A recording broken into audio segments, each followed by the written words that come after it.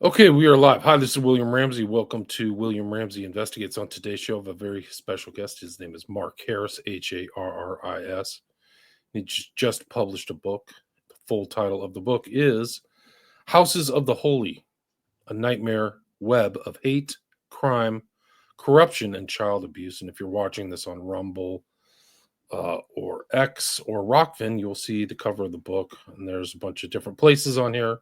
We're talking in the pre-show that I've had the person who wrote the foreword for the book, Dr. Richard Spence, on my show twice, and I should have him back actually. But he seems to have talked a lot to Mark, and there's a list as we were talking in the pre-show. It's really a tapestry of names and a lot of things going on in the South. But his website is the title of the book.net, so it's housesoftheholy.net.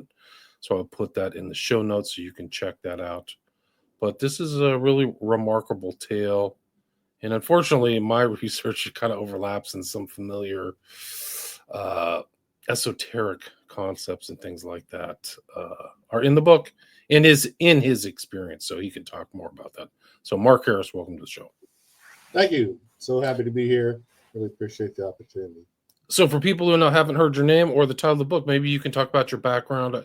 I know this is a very biographical book, a nonfiction book, but maybe you can talk about your background and then what led up to the publication of Houses of the Holy.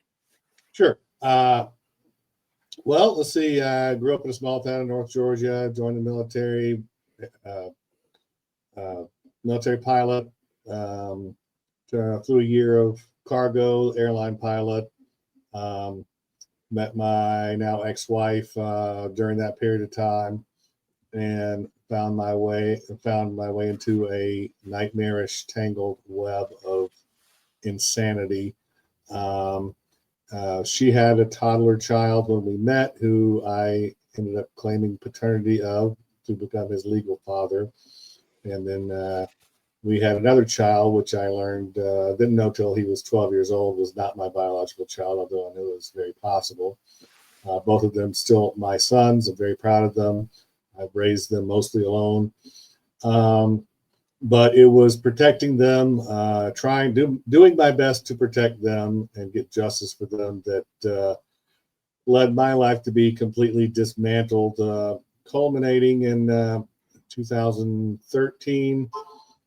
Being made homeless, unemployed, blacklisted in the entire state of Georgia, ganged up on in court with the acting assistant attorney general, the future acting attorney general, 4 other big shot government lawyers, blocked from getting unemployment, ganged up on by 7 private law firms, and the screws put to me by my own former employer, my own labor union. And I was persona non grata in the United States of America, pretty much stripped of my constitutional rights. Rewinding a few years, this was a result of the sabotage of my career through a series of federal crimes by federal officials. After at least 7 plots to frame me on false charges in Florida failed, and they numerous efforts to label me mentally ill failed. Malicious efforts to wrestle my kids away from them and put them in the hands of a monster to silence them as witnesses failed. They went after my career, and then so that's where it ended up. In 2013, I spent years crawling back out of that deep hole, clawing my way back, and suffered severe PTSD over it. There's a lot more, including false arrests and death threats, and having my kids kidnapped and raped and tortured and witnessed to murder and so forth. Now I'm, successful in my career, although after an exceptional aviation career, both civilian and military, with a flawless record, I'll probably never fly again because the federal government is determined to punish me. So. Wow. So it's been quite a journey. I guess you made everybody angry. Where did that, right. So where did that start? I mean, I guess you just came up against the kind of secret government, really. I did. A whole underworld. Yeah. And it started with just a simple effort to get some sort of something in place to protect my kids from being sexually abused after my ex-wife and I separated. She suffered from symptoms of dissociative identity disorder, borderline personality disorder, complex post-traumatic stress disorder. Obviously pose a danger to herself and her children. She had written for years, I discovered late in our marriage while I was trying to help her, about being trapped in a hole, locked in a cage, naked, chained, and burned, crucifixion, fantasizing about killing her child, going out to dig another hole, pretend she had a miscarriage, being told stories by her grandfather about the phoenix rising from the ashes, preyed on by Satan, demons, the Antichrist, all the stuff. And super vivid, very vivid yeah. stuff. And one of the interesting things, Mark, is my prior guest talked about dissociation for women who've been abused or in the sex trade, and that's much more common than people might think, is particularly among children who've been abused, is this dissociative consequences of dissociative states from an early time frame of their lives. And the big thing I uncovered, that it took me years. I still struggle coming to terms with it because it seems so fantastic. It's not something that I wanted to believe, that I would have ever believed had I not lived this and researched it and experienced it. What I uncovered was this Knight Templar Masonic cult involved in ritual abuse of children, spanning across America. It's basically like True Detective or something dark like that, where there's a surface world, and then even like the priests and there's like a darker, under the table, super dark world. I mean, you name very well-known politicians, Albert Pike, one of them, obviously, but Bedford Forrest, famous Civil War general, all the way up to the present. Like, who's the other KKK guy who was with Clinton? Like, there's some very dark. If these guys are really involved in the ceremonial magic and dark stuff, it's incredible. I mean, what were the other names that came to? Let me check my notes. Where's the book? But like, those are very well-known names. Well, in terms of people who I know were directly involved, my ex-father-in-law, his house was basically this bizarre secret Knight Templar site. Under his house was a full-blown Knight Templar temple. There was torture devices, a guillotine, electric chair, a medieval rack, Iron Maiden, the whole bit, right? Human saw. And I found references, this took years and years of research of, these things used in Masonic rituals for these near-death experiences for their initiates. He had on top, but these were a bunch of neo-Confederate crazies. I mean, that is my ex-father-in-law's background, is this neo-Confederate white supremacist patriot network in Alabama, where he was convicted in 1986. I mean, he currently he's holed up in Harrison, Arkansas, in a little family compound now, the home of the Knights of the Ku Klux Klan, the most racist town in America. After committing murder in front of my kids and kidnapping and raping and torturing them and being caught with loaded firearms all over his house as a felon and just committing every imaginable crime, while local, state, and federal authorities, the Pensacola FBI office agent Timothy Kennard, Randall Beach of the ATF office, all these people cleaning up after him, lying for him, giving him alibis, fixing cases, corrupt judges, sheriff's department in 3 Florida counties. You wouldn't believe the pile of records I have with names, signatures of real big shots in the state and federal government, just absolutely lying through their teeth. And a lot of these are in official reports, which makes them crimes, obstruction of justice. And then, of course, my career was sabotaged by a bunch of old ex-military dinosaur Freemasons in the FA's medical certification division through just obscene, outrageous, blatant black and white federal crimes. And then my appeal was blocked by, all the president's men and women. And this is under Obama, the Obama administration protecting a bunch of crazy child raping white supremacists. How does that make sense? How does that make sense? Yeah, that's the one thing that really blew my mind more than anything. But and then there were rewards handed out. nearly every important person in this long story spanning multiple years received rewards, including rewards from the Florida governor's office and rewards from the White House, presidential appointments, appointments to this guy creep Steve Herm, the former sheriff's department attorney who obstructed justice, fabricated evidence in a firearms case, lied through his teeth, blocked me from making reports of serious crimes. He's a son-in-law of former Senator and Governor Bob Graham. He for helping fix one of the worst cases of weapons possession by a felon in history, he was rewarded with a position with the Florida Department of Agriculture as the licensing director for firearms. The Florida Department of Children and Families was weaponized in a big-time way, just committing obscene crimes.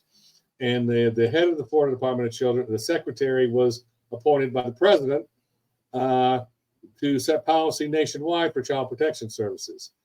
Ed Spooner, as the interim sheriff of the Okaloosa County Sheriff's Department, who conspired to frame me and personally bailed my ex-father-in-law out of jail as the sheriff, was appointed as the U.S. Marshal of Northwest Florida. Brad Sheehan, who was the chief pilot at my airline, who fed me to the wolves, he's now the vice president of flight operations for Delta Airlines, and who trampled all over my rights and colluded with another child raping, psychopath, pedophile, scum of the earth, who was the human resources director at my airline, who conspired to target my job. This is a recent development. It's not in the book. I just learned about this a few months ago.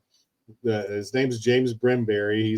He appears in the book as the man who set me up in a scheme of fraud to sabotage my career. Now he's been arrested on, I don't have the reports over here, but I mean, numerous counts of sodomy, child rape, using a firearm to coerce these children under 10 years old. They were foster children. And guess what? His father-in-law was a big shot in the Shriners and Freemasons, a police chief. That guy's father was a big shot in the Shriners and Freemasons. The guy's aunt was a member of the Order of the Eastern Star. They had this crackpot in Oklahoma City who believes she saw angels take her 32nd degree father-in-law to heaven. That's a quote from her on the internet, planning a fake DUI in my records. This crazy crackpot doctor running a relapse prevention scam in a seedy office in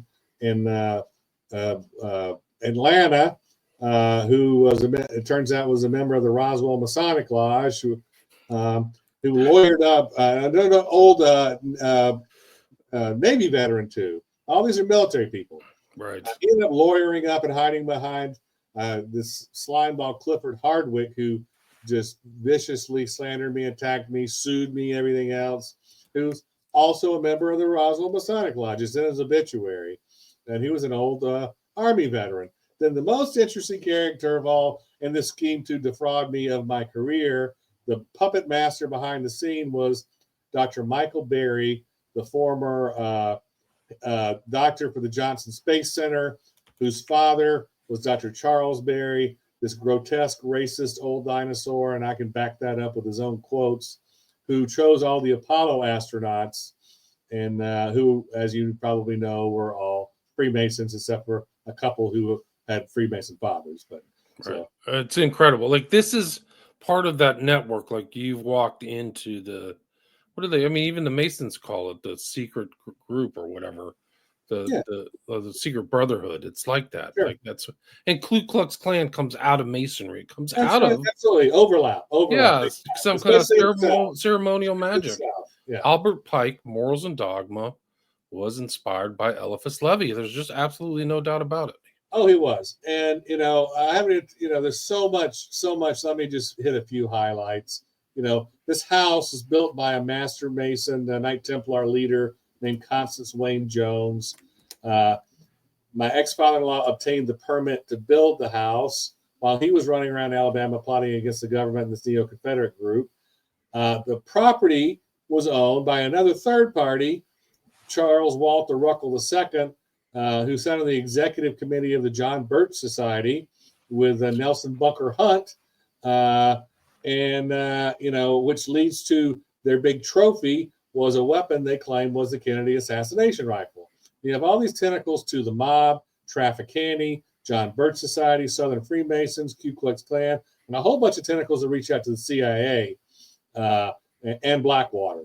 Right, it makes perfect sense. And here's the thing that people get, like when they see people promoted mysteriously, it's an evidence of some kind of secret society mechanism.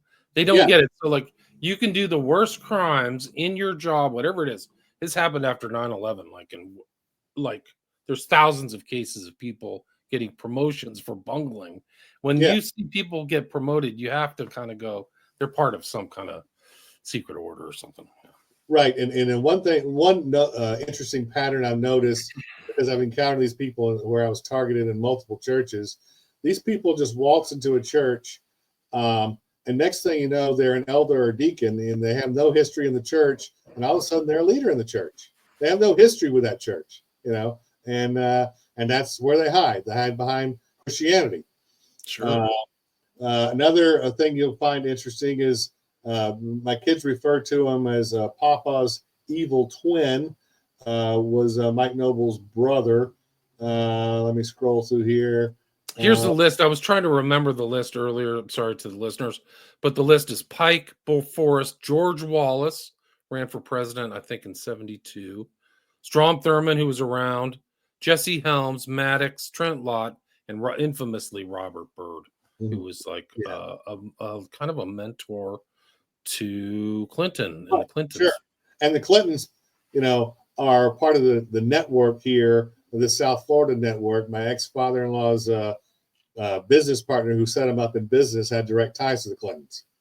And it's all makes sense. Like Southerner, they're Arkansas, right? So But the Noble's brother, the kids refer to as Papa's evil twin, who was involved in these occult rituals, he's all over the internet with his collection of spell books, witchcraft books, books on the Kabbalah, Helena Blavatsky's secret doctrine, Raymond Buckland's books. He's a Wiccan, member of the Texas Witches, and claims he was taught harmony and balance by his father, Oscar Sherrill's Nobles. And all these people are Church of Christ leaders, and they're witches. It's incredible. It's incredible. So they're witches and they're into Christianity. And his name is Mike Nobles. Is that what you said? Michael Stephen Nobles. And the corporations they were involved in will really crack you up. Alchemy, androgynous, androgyny management, androgen, androgynous management. Of course, you know who the androgen is, right? Satan. Yeah. Panoply, it's a knight's helmet. They're a Knight Templar cult. Pellucid, tabula rasa.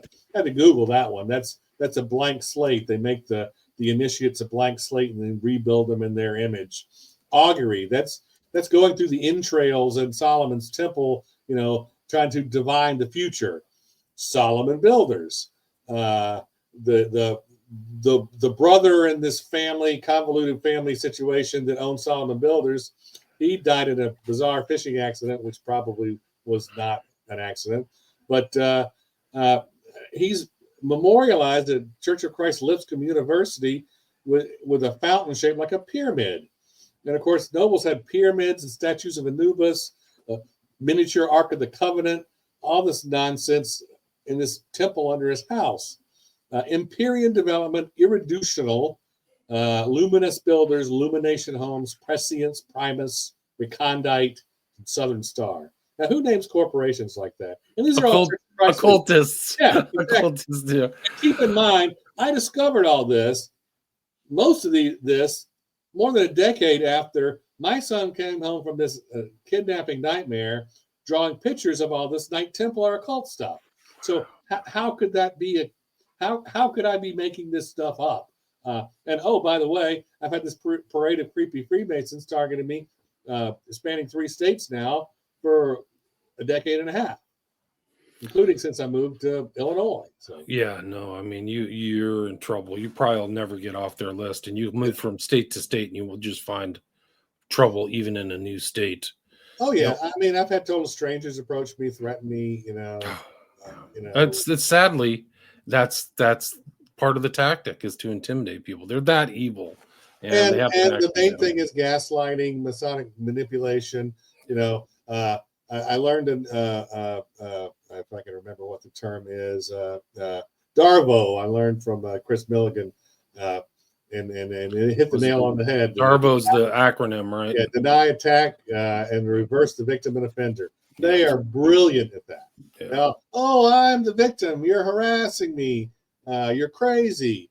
You're mentally ill. This started with his crazy pastor. I'm just trying to get my kids protected from sexual abuse.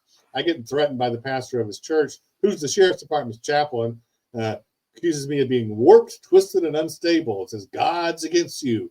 And if you don't drop this, I'll publicly rebuke and disfellowship you. And I've had one crazy after another like that, trying to label me crazy. And every time they get caught, their answer is, "Oh, he's crazy. He's mentally ill. He's Right. delusional." Yeah, no, they do this to people.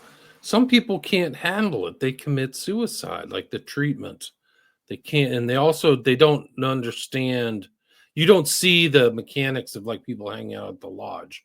You're Yeah, not supposed to, so they don't understand that it's all being directed by like the yeah. magister templar or magister of the temple or something like that. But Well, yeah, it's funny. It's not funny, but I'm remarried. I have an amazing wife. We have started over. I have two young kids and the two older kids, but she helped me organize my documents and everything to write this book. And that was her comment. She said, she was just dumbfounded by it all. And she said, most people would have killed themselves. it's how it happens. The other interesting thing in your book, which also overlaps with my research, is the corruption of the medical examiners. Yeah. So that's one thing people cannot grasp is like that's how deep the network goes into the examiners and the coroners. The coroners are afraid too. They got the message like, "Oh, this is an accidental death. Stamp, move on." Yeah. Well, speaking of which, two people involved in this sabotage of my medical certification. I think one was the head. Both of them formerly worked on the FAA's accident investigation boards. Now, these are people willing to commit crimes to cover up for this crazy child rapist from some trailer park in Alabama, uh, and yet we're supposed to trust the results of what they put in the results of an accident investigation. They're willing to lie, fabricate records, falsify records, obstruct justice, hide records. Yeah, And no, it's they're still, incredible. still doing it in response to a FOIA request that took them 8 months to respond to, which is against the law. Just last month, I got finally got a response, and at least 9 of the 15 requests, absolute blatant, bold-faced lies. And I did my research. According to my research, if you lie about a material fact in response to a FOIA request, that's a felony. So that's at least 9 felonies. And this guy is the head of the medical, I can't remember, research center for the FAA in Monterey, California. And he's willing to commit felonies in 2025 to cover the tracks of people who committed crimes back in 2010, to cover the tracks of the man who committed crimes against my kids back in 2008. So, Right, it's incredible. You have a lot of documents in your book too, and the cover of the book. These are like the nodes, almost like on a secret society or something of little cells. Is these different houses all over the place, right? That's why you yeah, got the title. yeah. The one house on the top was owned by well, it wasn't actually owned. It turns out I think he was leasing it. It was occupied by a man named Michel Raphael Barthelemy. Interesting that he named after 2 archangels, who had ties through property records to the Grand Master of the Herman Lodge in Florida. This old, I think it's closed now, but he had business partners that included another Church of Christ minister named Bob Lewis, who was connected to another big shot Church of Christ minister who was connected to Noble's crowd. But the most interesting character, he had another business partner in these internet corporations named Rob Roy McGregor. Well, he was the head of weapons procurement for military research at the Pentagon, a West Point graduate. And his son quoted from Aleister Crowley's The Equinox in the guy's obituary, in his father's obituary. Wow. Chautauqua Estelande, I'll see you in heaven on earth, Dad. And then later, the son appeared in the newspaper rambling about Osiris and Isis and the Ark of the Covenant and acacia wood and all this other nonsense. So obviously it runs in the family. But this house warehouse foster kids. This Barthélemy character, despite the fact that he was a French citizen, was a foster parent. And according to multiple eyewitness accounts in that neighborhood, he was throwing money around like it was crazy. I've got a record over here. Found out just recently he was a Republican Congressional Campaign Committee donor. He's listed on there as an investor. Anyway, these kids were victims of human trafficking. And the neighbors said that the house was frequently visited with friendly visits by the Walton County Sheriff's Department, by law enforcement. All these are identical parallels to Noble's house, law enforcement protecting him, ties to the military. They vanished. The whole family vanished in the middle of the night. None of them were ever seen again. Left a bunch of camera equipment, computer equipment, and child pornography there, and it was all made to go away. So the kids, were they killed? What happened to them? And and I'm determined, if I live long enough to keep pounding on doors and raising hell about this till somebody accounts for these kids, and there's justice for the other kids in this case, like James Brenberry, the former program manager for Delta Airlines, who was rewarded by Delta Airlines for sabotaging my career. So this is in the same neighborhood as Noble's business partner, who was involved in all these occult named corporations. That is another House of the Holy. It's the one on the bottom. I don't know of any actual abuse for sure that went on there, but there's a nexus for all these people. The house has been vacant for 20 years now. Suspicious chain of ownership. The current owner and another old ex-military Vietnam-era dinosaur who's pals with Richard Secord of Iran-Contra fame and the tangled web of ultra right-wing nuts down there, and including Congressman Jeff Miller and Rick Scott. According to the neighbors, that guy who owns it now had a virtual Confederate museum in his house and arsenal of weapons and so forth. And he's a big fan of Custer. There's been some, I don't know who could be a fan of Custer, but somebody is, I guess. He's even had some special club and relics that belong to Custer. Why you want to be a fan of some racist loser? But anyway, so that's that house. The one, then there's Noble's house, second from the bottom. The house above that was owned by my ex-father-in-law, who's been reported at least 20 times for sexual abuse and other related crimes, child endangerment. My kids found a pistol in his house and fired it, nearly got killed. The guy's a felon. He surrendered an arsenal of weapons to the sheriff's department. They gave them back to him and then just acted like Keystone cops trying to cover it up, committing a lot of crimes in the process. But anyway, this house, all the people that owned it were connected with each other as well. One of the owners was this Pastor Joe Palmer, who, according to his ex-wife and children, raped and tortured them. That was all made to go away. No record of any reports, even though reports were made. No investigation. This guy was this guy was the former pastor in the church that would do things like make my ex-wife and her sister write apology letters for their sexual immorality to be read in front of the congregation. I mean, sick stuff. Yeah, that's not Christian. These are weird. Yeah. They destroyed the church's computer because of the pornography they found on it. I mean, that kind of stuff. But anyway, in this house, after it was sold in this convoluted scheme, it's detailed in the book. I was there one day, because my ex-father-in-law and his family were living there at the time. And I started scratching my head. I'm looking around. And I was into buying and selling and flipping homes at the time. So I was picking houses apart. And I realized there was an area that there was no entrance. I'm like, what's in there? He said, oh, that's a dead space. Houses don't have dead spaces, So probably some kind of rape room, I'm guessing. I don't know.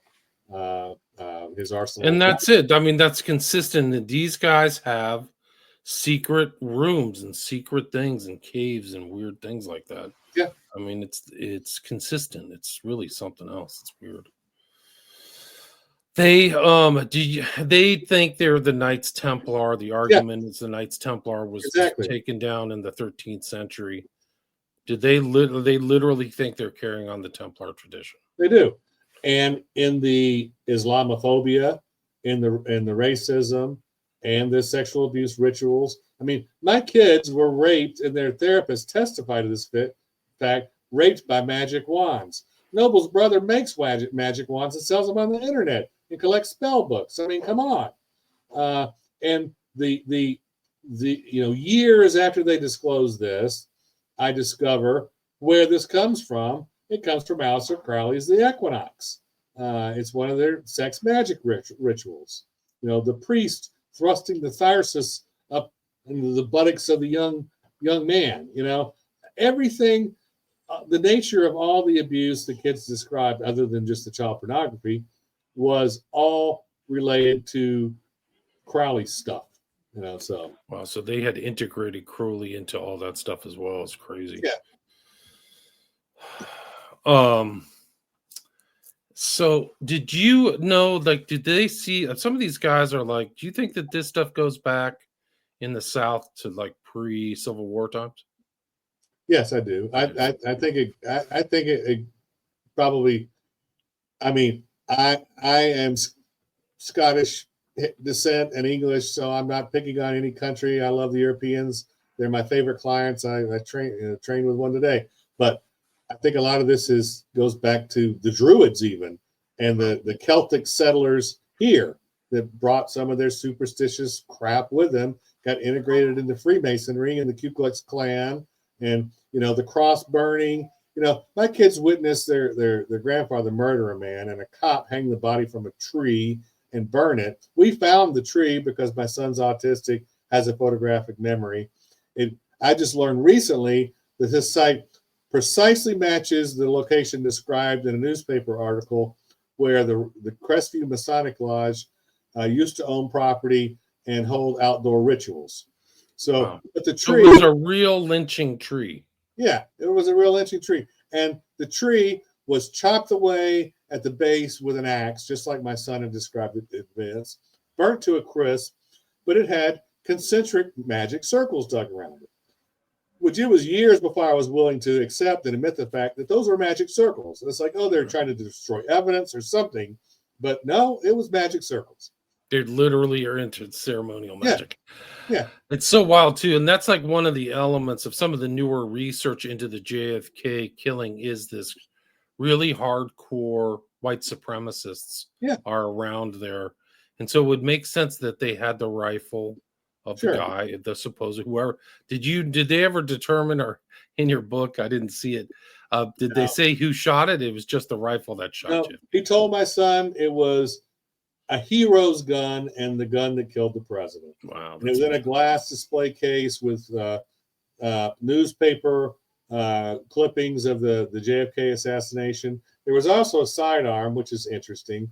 And one of the most interesting detail, to give my son credibility, he even drew the cartridge that goes into the gun, which was in the display case as well. This cartridge and this gun were distinctly Carcano rifles. And like Richard Spence said, if you're going to frame somebody with a Carcano rifle, then you probably committed a crime with a Carcano rifle. So, wow, interesting. And Oswald was obviously framed. So, and there were a lot of people around the JFK assassination, fake, priests. So priests of not of a really registered, but a fake order or something. Done some research on that too. And I apologize, I don't have all the names handy. I know one of them was Bill Decker, but the police chief, the county sheriff, the officer that arrested Oswald, the officer that escorted Oswald to his death, all those main players in the Kennedy assassination, I've confirmed they were all Freemasons. Everyone makes perfect sense. And I think there was a a Freemason lodge very close to the assassination site. I think it was the primary Masonic lodge of Well, Dallas. there it was. It's no longer there. The Dealey Plaza is built on the site of the former lodge, but it's also Dealey was a Knight Templar Freemason. It's Oh, named there you after go. Knight Templar Freemason. Right. See, it makes perfect sense. These And it was guys on are all secret November societies types. Yeah. 22nd, which was another, cursed day. And then, we haven't got to the cursed days. You're gonna love this. So my kids were kidnapped on Halloween. Uh, there were two big court dates in this story. They're both on April 20th, which happens to be my birthday and Hitler's birthday and the pot smoker's holiday. But I've learned recently it's also the anniversary of the death of Pope Clement V, who gave the order to round up the Knights Templar. And they believe he died of the Demolay curse on April 20th. So it's another curse day. They arrested me on false arrest. This creepy cop, Joey Forgione, whose father was a hitman for the mob and known associate of Trafficani, Antonio Cardo. Anyway, they arrested me on March 18th. That's the anniversary of the execution of Jacques de Molay.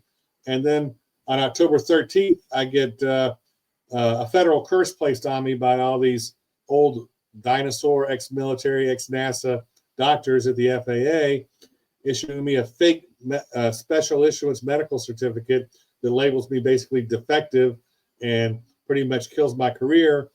October 13th, of course, is the day, the dawn of October 13th when they rounded up the Knights Templar, and that's where Black Friday and all that came. So they're all superstitious clowns, I mean, down to the dates things occurred, the names of their corporations. The house is numbered 1118 for the year the Knights Templar were founded.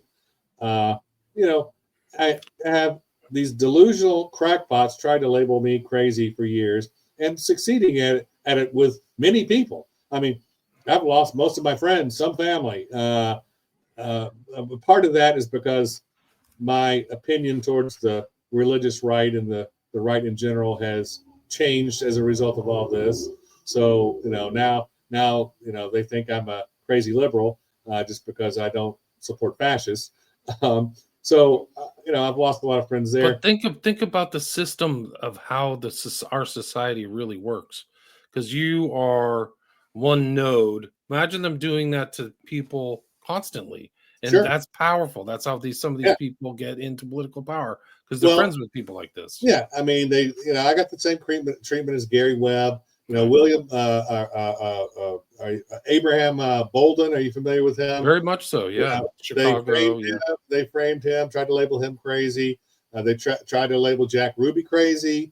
That's how they operate. They actually have a blueprint for the treatment they give people, and absolutely. the FBI uses it too. I mean, what's really scary is I've seen it. See, I mean, just so clearly looking back, and I didn't see it when I was going through it. Yeah, but this repeating patterns just over and over again, just so transparent looking back. The methods they use, the pattern of shielding this man and his associates, targeting me, and so there you have it. It's incredible. I mean, it really is. Like just to see another, this is like validating so much of my other research too. It fits right in. But I just keep thinking of like True Detective. Do you know the True Detective was based on a real case? Is it? It's called the Hosanna Church. Okay. You should check it out. But it happened in, I have terrible with this. Ponchatoula, I think was the city in Louisiana. And there literally was a Christian church. Then the son took it over and got into Satanism, and they were doing the darkest things imaginable in a Christian church. And that's kind of like what was weird about it, is because these churches should be places of the holy, like you're writing about, and it's the opposite. Right. And there's obviously some sarcasm in the title of my book. I'm a Led Zeppelin fan. Of course, Jimmy Page was a follower of Crowley, but that's what I started calling these houses when I realized they're all tied to all these religious leaders. But along that line, this is one of the most disappointing and disturbing things. The Destin Church of Christ, Coastline Calvary Chapel in Gulf Breeze, the Torch Church of God in Habersham County, Georgia, Harvest Assembly of God in Cleveland, Georgia. One Pentecostal evangelical church after another that we attended did everything in their power to shut me up and silence me. And one church threatened to burn my house down. Another, I was put under surveillance by George Bush's former attorney, Ed Fleming, who ended up setting me up with a crooked attorney and fixing cases in court. And then I had this other. He's one of the most sinister people alive, is George Bush. Yeah. I mean, the whole family was, sick. Oh, yeah.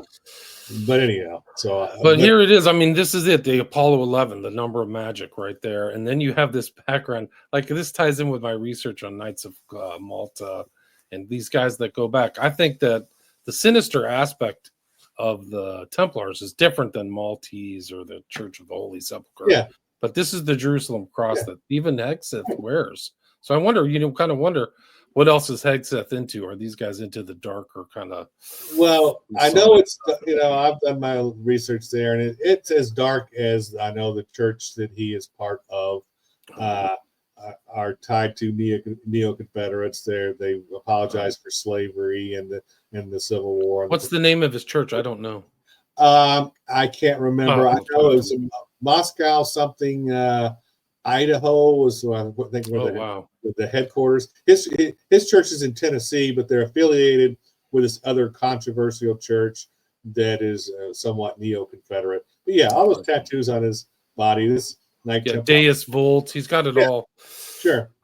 That's like one of my research things. I really want to read his books, but I just had, I can't find the time. But it's interesting. I mean, these are present day things. These people are out there, guys. This isn't something like an anachronism going back to Pike. It goes from the past to the present. Right. And people will say, you're crazy or whatever. And then that's what they're going to say. That's what they'll keep saying. But how many people, I mean, I grew up a big, fan of NASA and all this stuff. And these guys were my heroes. And throughout all that, I never knew that Buzz Aldrin took a Masonic flag to the moon and had a secret little communion service on the moon with his crackers and his wine and everything. How many people in America do you think really know that happened? And it's not a conspiracy theory. They're open about it. It happened. They even have their own lodge and the little flag on display and their own patches and the Tranquility Lodge. But people don't know that. When they were reading from the book of Genesis, which I'm going to offend half the world now, which is a fairy tale, a good parable maybe, but still, this is where they get their theology from. The book of Genesis, the androgynous God. God created Adam and Eve, are both both male and female. They have a little punctuation problem there, where they think that that the original Adam was half man, half woman. The Tower of Babel and all that stuff. That's where a lot of the occultists Solomon's Temple. They get all that stuff from the book of Genesis, the Old Testament, and they take it literally. And all these gods and goddesses and Osiris and Isis, and they really believe that stuff. Yeah, they misread the book of Genesis because the snake is the good guy, and he's trying to give people knowledge from the tree of knowledge, not the tree of knowledge of good and evil, which is just God is, in their view, God was cheating people from knowledge. Yeah, exactly. You have a long book. There's a lot of information in here, guys. It overlaps with a lot of my research, so check it out. Houses of the Holy. You have a website, housesoftheholy.net, right? Yes, and I'm hoping to get some more documents uploaded there with some of these government officials' signatures on there, so people can see that I'm not just full of crap. So.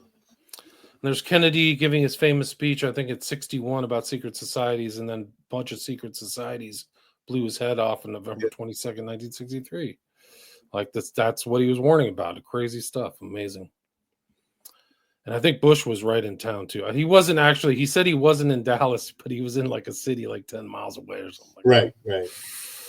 He also said he wasn't involved in the CIA, but it turns out he was. So he just immediately came out of nowhere and was the head of the CIA. Remember that one? Well, I'm talking about, but I'm talking during that time, the memos come out that shows, they were talking about the Cuba thing and Who was it? Was it to Hoover, or I don't know? There's some memo that shows George H.W. Bush was working for the CIA during the Kennedy assassination. Right. Yeah. No, he probably never. I mean, he probably was brought in right when he got initiated into the Skull and Bones, Yeah.